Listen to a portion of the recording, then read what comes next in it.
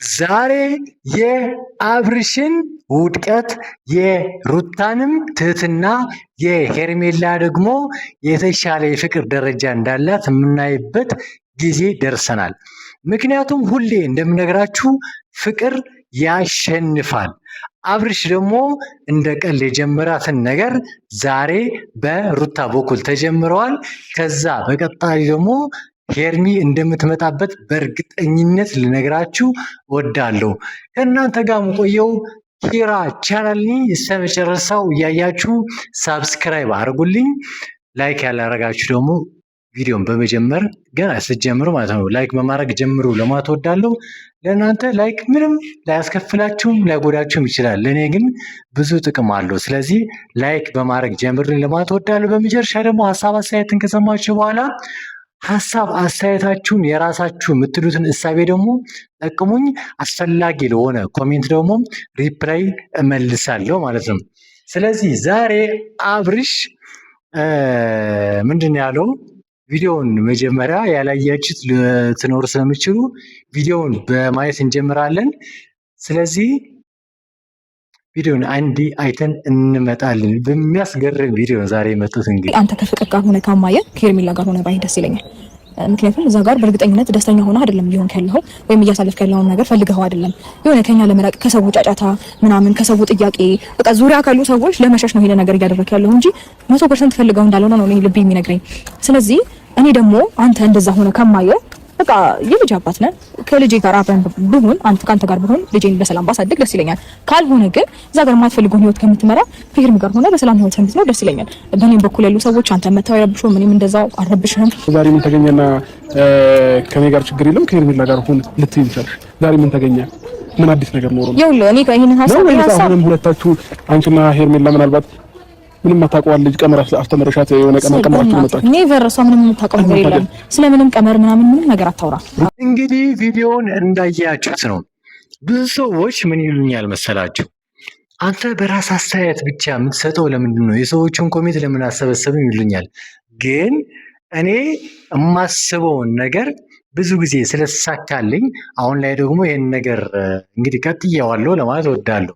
ስለዚህ አብርሽ ነግሬሃለሁ፣ ትናንትናም ከትናንትና ወዲያም ሩታና ሄርሜላ አብረው ከሆኑ ነገሮችን ወደ አስከፊ ነገር ከገባ በኋላ ተመለሰ ስትመጣ የሚቀበል ሰው የለም ነው ያልኩ። ዛሬ ሩታ በራሷ ቤት በሄርሚ ቤት እንግዲህ የራሷ ሀሳቢ ቢሆን በራሷ ቤት መጣ ነበረ። ዛሬ ግን የመጣችው በሄርሚ ቤት ነው። ስለዚህ ሩታና ሄርሜላ ወይም ደግሞ ሄርሚዬ አንድ ነገር አቅደዋል ማለት ነው። ከፍቅር ጋር ያላቸው ግንኙነት በጣም በቃ የማያስተማምን ነገር ነው። ምክንያቱም ፍቅርና ዳጊ የነበሩበት የፍቅር ደረጃ እናውቃለን። በጣም ብዙ ቦታ ሄደዋል። በጣም ብዙ የፍቅር ጊዜ የሚባለው ነገር አሳልፈዋል። እና ደግሞ የተጎዳ ልብም ስላላት እናውቃለን ሁላችን። መጀመሪያ ከአብርሽ ጋር የጀመረችው ይህን የካፕል ሙድ፣ ከዛ በኋላ ፉፉ ደግሞ መጣና አንድ ልጅ ወለዱ። እስከ መኪና የሚሸጠው ምናምን የሚባለው በጣም ብዙ ክስ ነበር። እዛ ሴት ልጅ ነች፣ መማር ያለባትን ነገር ደግሞ ተምራ ማለት ነው። ዳጊ ከሚባል በጣም የፍቅር ሰው ፍቅር ጀመረች። እሱን በጣም ትወደዋለች። የሆነ ኩራተኛ ነገር ሰው ነው፣ ደስ ይለኛል። በቃ ማለት የሁለታቸው ፍቅር በጣም ወደው ነበረ። ከአብርሽ ጋር ጀመረች። ከዛ በኋላ አብርሽ ደግሞ የሄደበት ያለው መንገድ ልክ አይደለም። ዛሬ ቢያንስ ሩታ ይሄን ነገር ስታወራው እንዴት እቺ ምንም ማታቅ ስስ ልጅ የሆነ ስስ ልብ ያላት ልጅ እንዴት በዚህ ልክ ተረታ ነው ያንቺን እሳቤ እሺ ብላ ለመቀበል ራሱ የቻለችው ነገር በሚለው ደግሞ ሌላ ቪዲዮ ዛሬ ይለቆልናል። በዚህ ጉዳይ ላይ ምን ማለት እንችላለን መሰላችሁ? አብርሽ ከፍቅር ጋር እያደረገውን ነገር ፍራንክ ነው። የሆነ ከሁለቱን ለመምረጥ ጊዜ አይሰጡኝም ወይም ደግሞ ብቻ ያስቸግሩኛል በሚልበት ሰዓት ላይ አንድ የቅርብ ወዳጅ የሆነችውን ፍቅር የምትባለውን አመጣና ከዛ በኋላ ከሁለቱም አንዱ ለመምረጥ ደግሞ ጊዜ ስለሚያስፈልገው ነገሮችን ለማስተካከል እየሞከረ ነው እና አሁን ያልታሰበ ሌላ ዱዳ የሆነ ዕዳ እየመጣለት ነው። ሩታ እንግዲህ ዛሬ አልፈልግም ብለዋለች። የመጣችው ደግሞ በሄርሚ ቤት ነው። ሄርሚ ደግሞ ነገ ጠዋት ምን እንደምትለው እንግዲህ ሁላችን የምናየው ነገር ይሆናል። ግን ግን ግን ምን አለ መሰላችሁ፣ ሁሌ ፍቅር ያሸንፋል። ከሁሉም በላይ ደግሞ አብርሽ ዛሬ ባወራው ነገር በጣም የተደነቅኩበትና ደስ ያለኝ ነገር ሄርሚ በምን ልክ ብታስረጃት ነው ዛሬ አሁን ያረግሽው ነገር እሺ ብላ የተቀበለችሽ? ምክንያቱ እሷ የፍቅር ሰው ነች ብሏት ነበርና ስለዚህ እስቲል ነው ፍቅሩ እንዳለ ነው ማለት ነው አብርሽ በዚህ ጉዳይ ላይ።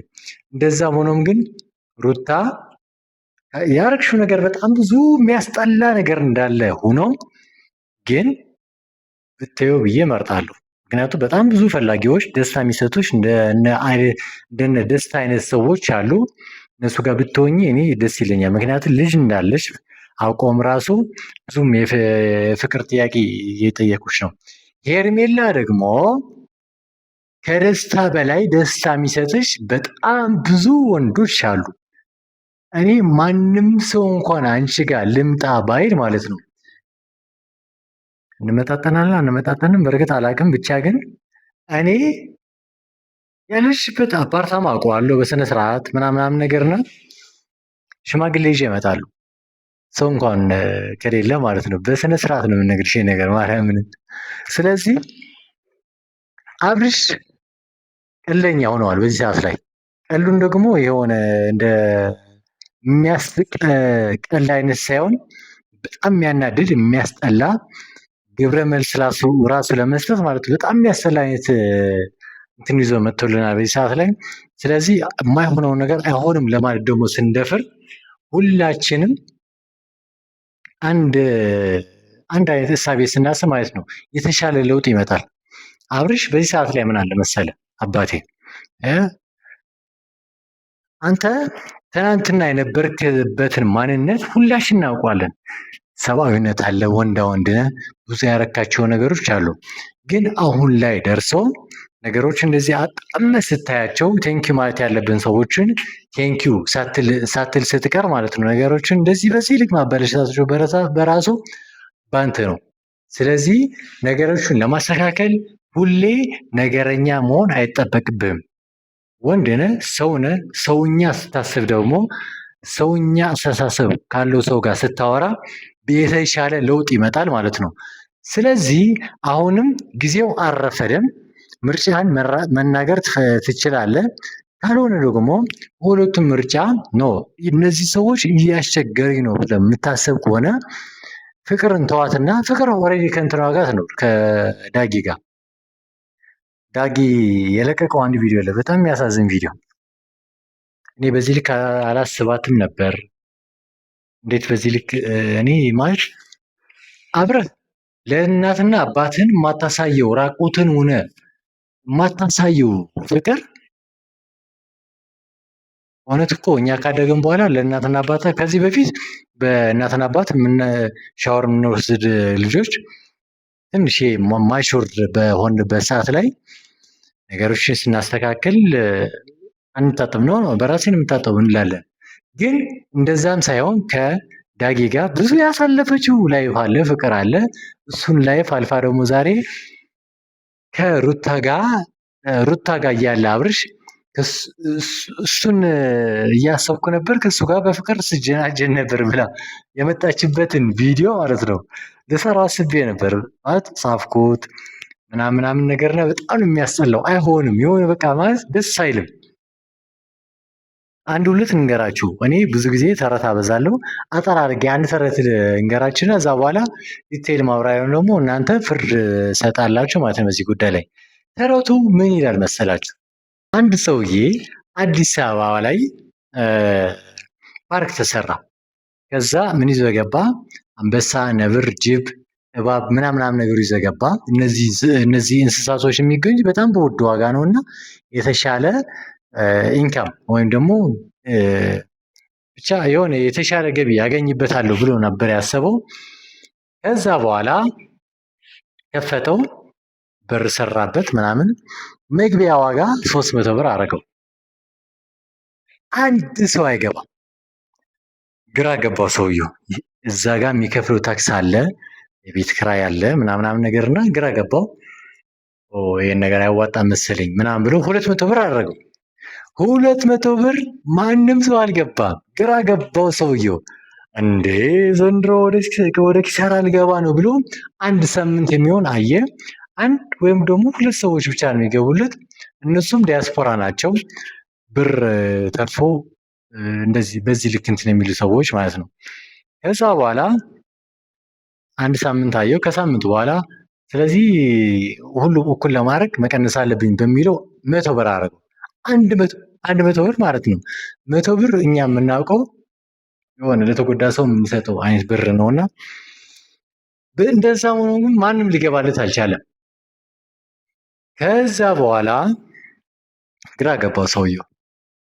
50 ብር አድርጎ በቃ አለና 50 ብር አድርጎ 50 ብሩ 2 ሰዎች ነበር የገቡለት በ100 ብር። በ50 ብር ደግሞ 5-6 ሆኑለት።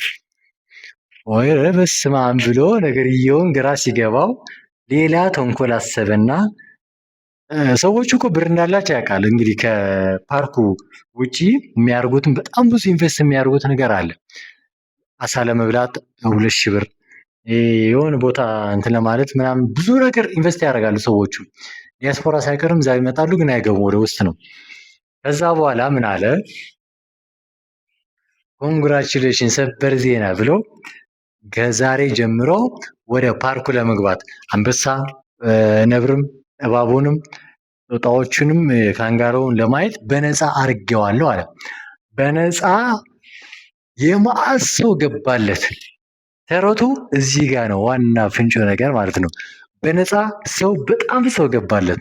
እንደገቡ ማለት ነው ወደ ውጭ ወጣና በሩን ቆለፈው። ከዛ በኋላ መግቢያ 300 ብር አደረገው። የመጀመሪያው የነበረው የመግቢያ እንትን ማለት ነው። ቅድሚያ እኔን ስጠኝ 600 ብር እከፍላለሁ፣ እኔን ያስወጣኝ 500 ብር እከፍላለሁ የሚሉ ሰዎች በዙ። ምክንያቱም የአንበሳና የነብሩ ጩኸት የበዘባቸው ወይም ደግሞ የፈሩ ሰዎች ማለት ነው። ስለዚህ ሲስተም እንደዚህ ነው። አሁን ደግሞ ሩታና ሄርሜላ እያደረጉት ነገር ይሄን ነገር ነው። ምክንያቱም መጀመሪያ ፕሊስ ከኔ ጋና አለችው ሩታ እምቢ አለ። ፕሊስ ከኔ ጋና አለችው ሩታ እንትና ሄርሜላ እምቢ አለ። ከዛ በኋላ ደግሞ አሁን ያላቸው አማራጭ ምን ሆነ ታውቃላችሁ?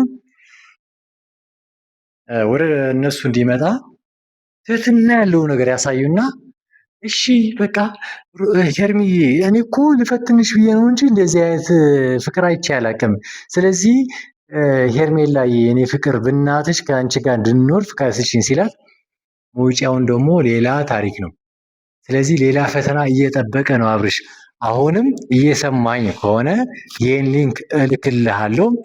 በተወሰነ መልኩ እንኳን ማሰብ ከቻልክ እንደ ሰውኛ ማሰብ ከቻልክ ማለት ነው ነገሮችን እየባሱብህ ነው እና ነገሮችን ለማስተካከል ነገረኛ መሆን አይጠበቅብህም። በተሻለ ፍቅር በፍቅር ነው የሚፈታው። መጥፎ ነገር ደግሞ በመጥፎ ነገር ነው የሚፈታው። ይሄ ደግሞ የፍቅር ጉዳይ ነው። ፍቅር ሩታ እንኳን በራሱ እንደዚህ እሺ ብላ የቀረበችውን ፍቅር ሩታ እንደምናውቃት ሁሌ አብርሽ ከእሷ ጋር እንዲሆን የማታደርገው ነገር የለም። መተተኛ ነች። ከሰዎችም ጋር የሆነ የምትቀርብበት መንገድ በጣም የሚያሰላ መንገድ ነው እና ሩት እንትና ሄርሚ ደግሞ ሁሌ ፍቅርና በፍቅር ደረጃ የምትይዘው ነገር ነው። በእንትና ኤፍሬም የደረሰባት በጣም ብዙ ነገር አለ። እሱን ነገር እንኳን ተቋቁማ መሀል ሳፋሪ የሆኑት እነ ቡዜና ቡዜ ነሽ እንግዲህ ብዙ ጊዜ እንትን የምትለው ዳኒም አለ። እነዚህ ሰዎች እንኳን አሳምና በፍቅር ደረጃ ፍቅር መቀበል እንደምችል ያሳመነችው ሄርሚ ነች። ስለዚህ ነገ ጠዋት ተጸጽተን ፕሊስ እኔ 3 ወይም ደግሞ 5 እጥፍ ልስጥሽ በምትልበት ደረጃ እንዳትመጣ ዛሬ የመጨረሻ ቀንህ ነው። ስለዚህ ሩታ ያሳየችህን መንገድ ማለት ነው በተወሰነ መልኩም ቢሆን ምን ለማትፈልጋ ነው ብለህ አስብና ነገ ጠዋት ደግሞ ሄርሚ ጋር ስትሄድ ይህን አይነት ተመሳሳይ እንትን እንደሚጠብቅህ እንግዲህ እወቅ። ምክንያቱም በዚህ ሰዓት ላይ ሄርሜላና ሩታ አብረው ሆኖ የሚሰሩበት ሰዓት ላይ ነው። ፍቅር ደግሞ ዳጊን ጎርታ አላቅም እንግዲህ ጎርታዋለች ወይም ደግሞ ፍራንክ ነው በሚለው እሳቤ እሱ ጋር ለመለያየት ሞክራለች ማለት ነው። ምክንያቱም ዳጊ ባለፈው ትናንት ወይም ከትናንት ወዲያ የለቀቀው ቪዲዮ አለ። በጣም አሳዘናኛለች። በጣም ነው ያስደበረችኝ።